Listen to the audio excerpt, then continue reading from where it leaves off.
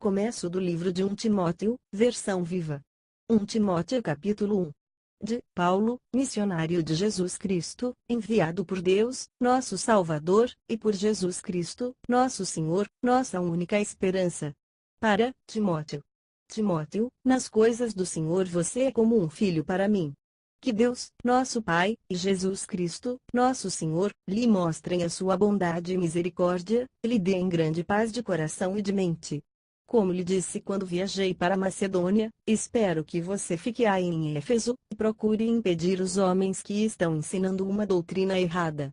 Ponham fim aos mitos e fábulas deles, e à ideia que eles têm de poderem salvar, se por conseguirem a proteção de uma cadeia interminável de anjos que leva até Deus, ideias extravagantes que provocam questões e discussões ao invés de ajudarem o povo a aceitar o plano de Deus, que é pela fé.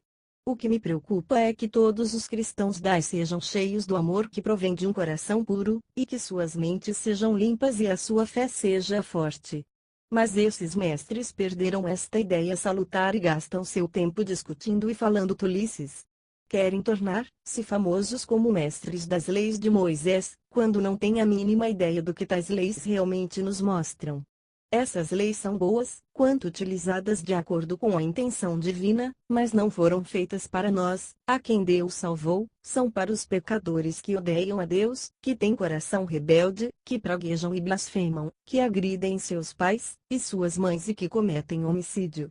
Sim, tais leis são feitas para assinalar como pecadores todos os que são imorais e impuros, os homossexuais, os raptores, os mentirosos e todos os outros que fazem coisas que se opõem à boa nova gloriosa do nosso bendito Deus, de quem eu sou o mensageiro.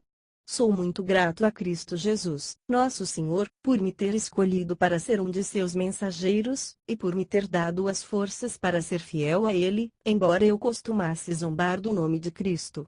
Persegui de morte o seu povo, causando-lhe todo o mal que podia.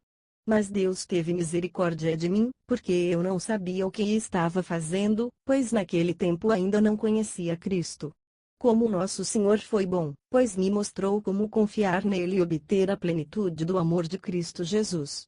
Como isto é verdadeiro, e como eu anseio que todo o mundo conheça isto, que Cristo Jesus veio ao mundo para salvar os pecadores, e eu era o maior de todos. Mas Deus teve misericórdia de mim, de tal maneira que Cristo Jesus pode usar-me como exemplo para mostrar a todos como Ele é paciente até mesmo com o pior dos pecadores, a fim de que os outros compreendam que eles também podem ter a vida eterna. Glória e honra a Deus para todos sempre. Ele é o Rei dos séculos, o invisível que nunca morre. Só Ele é Deus, e cheio de sabedoria. Amém. Agora, Timóteo, meu filho, esta é a minha ordem a você: seja um bom combatente nas batalhas do Senhor, tal como o Senhor através dos seus profetas nos disse que você seria. Prenda-se firmemente a sua fé em Cristo e conserve sempre a consciência limpa, fazendo aquilo que você sabe que está certo. Porque alguns desobedeceram à consciência e fizeram deliberadamente o que sabiam que estava errado. Não é de surpreender que logo tenham perdido a fé em Cristo, depois de haverem resistido a Deus assim. Himeneu e Alexandre são dois exemplos disto. Tive que entregá-los a Satanás, para serem castigados até que possam aprender a não envergonhar o nome de Cristo. 1 Timóteo capítulo 2. Estas são as minhas instruções: ore muito pelos outros, suplique a misericórdia de Deus sobre eles, dê graças por tudo, quanto Ele fizer por eles. Ore dessa forma pelos reis, e por todos os outros que têm autoridade sobre nós ou que ocupem cargos de alta responsabilidade, a fim de que possamos viver em paz e tranquilidade, gastando o nosso tempo em viver piedosamente e pensar muito a respeito do Senhor. Isto é bom e agrada a Deus, nosso Salvador. Pois Ele anseia que todos sejam salvos e compreendam esta verdade. Deus está de um lado e todo o mundo está do outro, e Cristo Jesus, Ele próprio um homem, está entre eles, a fim de uni-los, ao dar a sua vida por toda a humanidade. Esta é a mensagem que no momento oportuno Deus entregou ao mundo. E eu fui escolhido, isto é a pura verdade, como ministro e missionário de Deus, para ensinar esta verdade aos gentios, e mostrar-lhes o plano divino de salvação pela fé. Assim, eu quero que em toda a parte os homens orem com mãos santas erguidas para Deus, livres de pecado, ira e rancor. E as mulheres sejam do mesmo modo, calmas e sensatas nas atitudes e na maneira de vestir. As mulheres cristãs devem ser notadas por sua bondade e virtude, e não pela maneira como arrumam o cabelo ou por causa das joias ou roupas extravagantes. As mulheres devem ouvir e aprender em silêncio e humildade. Nunca permito que as mulheres ensinem aos homens ou dominem sobre eles. Que elas fiquem caladas nas reuniões da igreja. Por quê? Porque primeiro Deus fez Adão, e depois é que fez Eva. E não foi Adão quem foi enganado por Satanás, mas sim Eva, e o resultado foi o pecado. Portanto, Deus mandou a dor e o sofrimento para as mulheres quando nascem seus filhos, porém Ele salvará suas almas se elas confiarem nele e levarem uma vida calma, boa e cheia de amor. 1 Timóteo capítulo 3. É um dito verdadeiro que, se um homem deseja ser pastor, tem uma boa ambição. Porque um pastor deve ser um homem bom, contra cuja vida não se possa falar nada. Deve ter apenas uma mulher, e deve ser trabalhador incansável, cuidadoso, ordeiro, e cheio de boas obras. Deve ter prazer em receber hóspedes em casa, e deve ser um bom mestre da Bíblia. Não deve ter o vício da bebida, nem ser um valentão, mas sim deve ser amável e bondoso, e não ter amor ao dinheiro. Deve ter uma família bem educada com filhos que obedeçam depressa e com docilidade. Porque se um homem não consegue fazer com que sua própria família, que é pequena, se comporte bem, como pode ajudar a igreja toda? O pastor não deve ser um cristão novato, pois poderia ficar orgulhoso de ter sido escolhido tão depressa, e orgulho vem antes de uma queda. A queda de Satanás é um exemplo. De igual modo, ele deve ser bem conceituado entre as pessoas de fora da igreja, aqueles que não são cristãos, a fim de que Satanás não o enlace com muitas acusações e o deixe em liberdade para guiar seu rebanho. Os diáconos devem ser do mesmo tipo de homens bons e firmes que os pastores. Não devem ser muito dados à bebida, nem tampouco gananciosos por dinheiro. Devem seguir de todo o coração e fervorosamente a Cristo, a fonte oculta da sua fé. Antes de lhes pedirem que sejam diáconos, eles devem receber outras tarefas na igreja, como experiência do seu caráter e da sua capacidade. Se saírem-se bem, então poderão ser escolhidos como diáconos. Suas esposas devem ser cuidadosas, não beber demais, nem ser mexeriqueiras, mas fiéis em tudo quanto fazem. Os diáconos devem ter uma família obediente e feliz. Aqueles que se saírem bem como diáconos, serão bem recompensados, tanto pelo respeito dos outros como pelo crescimento de sua própria convicção e de uma confiança destemida no Senhor. Estou escrevendo-lhe estas coisas agora, mesmo esperando vê-lo em breve, a fim de que, se eu não for até aí durante algum tempo, você saiba que espécie de homens deverá escolher como oficiais para a Igreja do Deus vivente, a qual encerra e sustenta bem alto a verdade divina. É bem verdade que o modo de levar uma vida piedosa não é coisa fácil. Mas a solução está em Cristo, que veio à terra como homem, demonstrou que era imaculado e puro em seu espírito, foi servido pelos anjos, proclamado entre as nações, aceito pelos homens em toda parte e recebido novamente em sua glória lá no céu. 1 Timóteo capítulo 4. Entretanto, o Espírito Santo nos diz claramente que nos últimos tempos, alguns na igreja se desviarão de Cristo e se tornarão zelosos seguidores de mestres com ideias de inspiração diabólica. Tais mestres falarão mentira de cara séria, e farão isso tantas vezes que nem mesmo a consciência os incomodará. Dirão que está errado casar, se que está errado comer carne, embora Deus tenha dado estas coisas aos cristãos bem instruídos, para que as desfrutem e deem graças por elas. Pois tudo quanto Deus fez é bom, e podemos comer com satisfação sem darmos graças, e se pedirmos que Deus abençoe, pois se torna bom pela palavra de Deus e pela oração. Se você explicar isto aos outros, estará cumprindo o seu dever como um pastor digno, alimentado pela fé e pelo ensino verdadeiro que você tem seguido. Não desperdice o tempo discutindo ideias tolas nem mitos e lendas absurdas. Gaste seu tempo e sua energia na prática de conservar-se espiritualmente. O exercício corporal é bom, porém o exercício espiritual é muito mais importante, é um revigorante para tudo o que você faz. Portanto, exercite-se espiritualmente e empenhe-se em ser um cristão cada vez melhor, porque isso o ajudará, não só agora, nesta vida, mas também na vida futura. Esta é a verdade, todo o mundo deve aceitá-la. Nós trabalhamos incansavelmente e sofremos muito, a fim de que as pessoas possam crer nela, pois nossa esperança está no Deus vivo que morreu por todos, e especialmente por aqueles que aceitaram a sua salvação. Ensine estas coisas e certifique-se de que todos as aprendam bem. Ninguém faça pouco caso de você porque você ainda é moço. Seja o exemplo deles, que sigam o caminho que você ensina e vive, seja modelo para eles no seu amor, na sua fé, e na pureza dos seus pensamentos. Até eu chegar aí, leia e explique as Escrituras à igreja, pregue a palavra de Deus. Não deixe de usar as aptidões que Deus lhe deu por meio dos seus profetas quando os anciãos da igreja colocaram as mãos sobre a sua cabeça. Põe essas aptidões em ação, atire-se às suas tarefas de tal maneira que todos percebam o seu aperfeiçoamento e progresso. Mantenha-se vigilante em tudo quanto faz e pensa.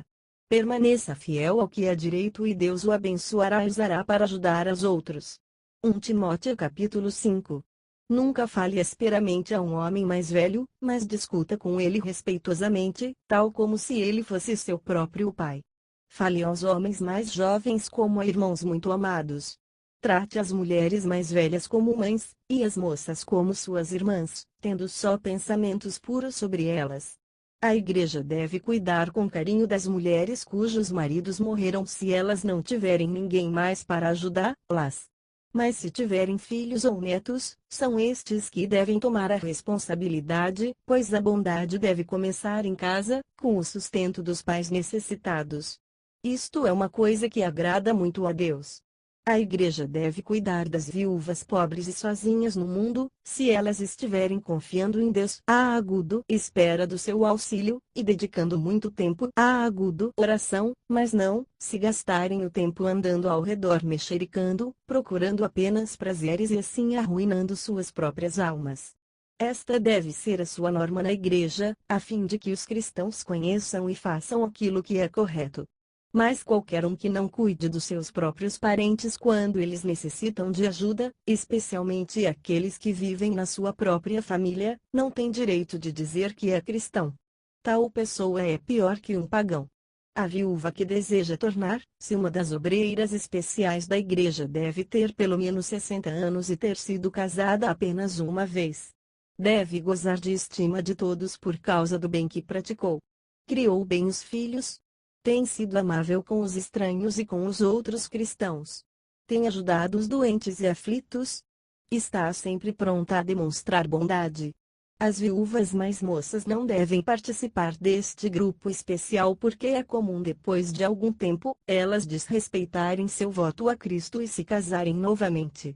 E assim elas cairão em condenação, porque quebraram a sua primeira promessa.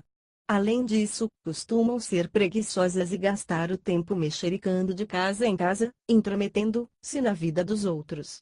Portanto, eu acho que é melhor essas viúvas mais jovens casarem-se novamente e terem filhos, e cuidarem dos seus próprios lares. Assim ninguém poderá dizer nada contra elas. Porque eu tenho receio de que algumas delas já se tenham desviado da igreja, e tenham sido tresmalhadas por Satanás. Quero lembrar-lhe mais uma vez que os parentes de uma viúva devem cuidar dela, e não deixar isso para a igreja fazer. A igreja, então, pode gastar o seu dinheiro cuidando de viúvas que são completamente sozinhas e que não têm nenhum outro lugar aonde possam dirigir-se. Os pastores que fazem bem o seu trabalho, devem ser bem pagos e altamente estimados, de maneira especial aqueles que trabalham arduamente, tanto pregando como ensinando. Porque as Escrituras dizem, nunca amarre a boca de um boi quando ele está pisando o grão, deixe-o comer enquanto anda. E em outro lugar, aqueles que trabalham, merecem pagamento. Não ouça queixas contra o pastor, a não ser que haja 2 ou 3 testemunhas para acusá-lo. Se ele realmente pecou, então deve ser repreendido diante da igreja toda, a fim de que ninguém mais siga seu exemplo. Com toda a solenidade eu lhe ordeno, na presença de Deus e do Senhor Jesus Cristo, e dos santos anjos, que você faça isto, quer o pastor seja seu amigo particular, quer não. Todos devem ser tratados de modo exatamente igual. Nunca tenha pressa em escolher um pastor, pois de outro modo você poderá não perceber os pecados dele, então parecerá que você os aprova. E você mesmo não deixe de se afastar de todo pecado. A propósito, isto não significa que você deve deixar completamente de beber vinho. Você deve tomar um pouco de vez em quando como remédio para o seu estômago, pois adoece frequentemente. Lembre-se que alguns homens, até mesmo pastores, levam uma vida pecaminosa e todo mundo sabe disso. Em tais casos você poderá fazer alguma coisa. Em outros, porém, somente o dia do juízo revelará a terrível verdade. Do mesmo modo, todo mundo sabe quanto bem alguns pastores fazem, mas às vezes as obras deles não são conhecidas até muito depois. 1 Timóteo capítulo 6. Os escravos cristãos devem trabalhar arduamente para os seus senhores e respeitá-los, que nunca se diga que os seguidores de Cristo são maus trabalhadores. E que o nome de Deus e o seu ensinamento não sejam envergonhados por causa disso. Se o senhor deles for cristão, isso não é desculpa para se tornarem vagarosos, pelo contrário, devem trabalhar ainda mais ardorosamente porque um irmão na fé está sendo ajudado pelos esforços deles. Ensine estas verdades, Timóteo, e incentive todos a obedecê-las. Alguns poderão negar estas coisas, porém elas são os ensinos sadios e proveitosos do Senhor Jesus Cristo, e são o alicerce de uma vida piedosa. Todo aquele que disser algo diferente, tanto é orgulhoso como tolo. Está colocando sutilezas no sentido das palavras de Cristo e provocando discussões que acabam em inveja e cólera, e que só conduzem à difamação, às acusações e às suspeitas malignas. Estes que vivem discutindo, cujas mentes estão pervertidas pelo pecado, não sabem dizer a verdade. Para eles o evangelho é simplesmente um meio de ganhar dinheiro. Afaste-se deles. Você quer ser verdadeiramente rico? Você já é, se for feliz e bondoso. Afinal de contas, não trouxemos nenhum dinheiro conosco quando viemos ao mundo, e não podemos levar nem mesmo um centavo quando morrermos. Portanto, devemos sentir-nos bem satisfeitos sem dinheiro, se tivermos alimento e roupa suficiente. Mas as pessoas que querem ser ricas, logo começam a fazer toda a espécie de coisas erradas para ganhar dinheiro, coisas que lhe causam dano e as tornam malvados, e finalmente as mandam para o próprio inferno. Pois o amor ao dinheiro é o primeiro passo em direção a todos os tipos de pecado. Algumas pessoas até voltaram as costas a Deus por causa do amor ao dinheiro e, como resultado, afligiram a si mesmas com muitos sofrimentos. Timóteo, você é um homem de Deus. Fuja de todas estas coisas nocivas e, em vez disso, trabalhe no que é direito e bom, aprendendo a confiar em Deus e amar os outros, e a ser paciente e amável. Lute por Deus. Agarre-se com firmeza à vida eterna que Deus lhe concedeu, e que você reconheceu numa confissão tão notável diante de tantas testemunhas. Ordeno-lhe diante de Deus, que dá vida a todos, e diante de Cristo Jesus, que deu um destemido testemunho perante Pôncio Pilatos, que você cumpra tudo quanto ele lhe mandou fazer, a fim de que ninguém ache nenhuma falta em você, desde agora até a volta do nosso Senhor Jesus Cristo.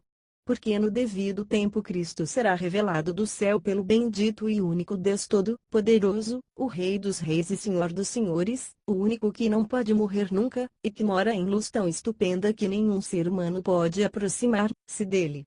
Nenhum mero homem jamais o viu, nem nunca o verá. A ele seja honra, e poder e domínio eternos para todos sempre. Amém. Diga àqueles aos ricos que não se orgulhem disso nem confiem no dinheiro, que logo acabará, mas que seu orgulho e sua confiança devem estar no Deus vivente, que sempre nos dá abundantemente tudo quanto necessitamos para nossa satisfação. Diga-lhes que utilizem o dinheiro para fazer o bem. Eles devem ser ricos em boas obras e devem dar com alegria aos que estão em necessidade, e estar sempre prontos a repartir com os outros aquilo que Deus lhes deu.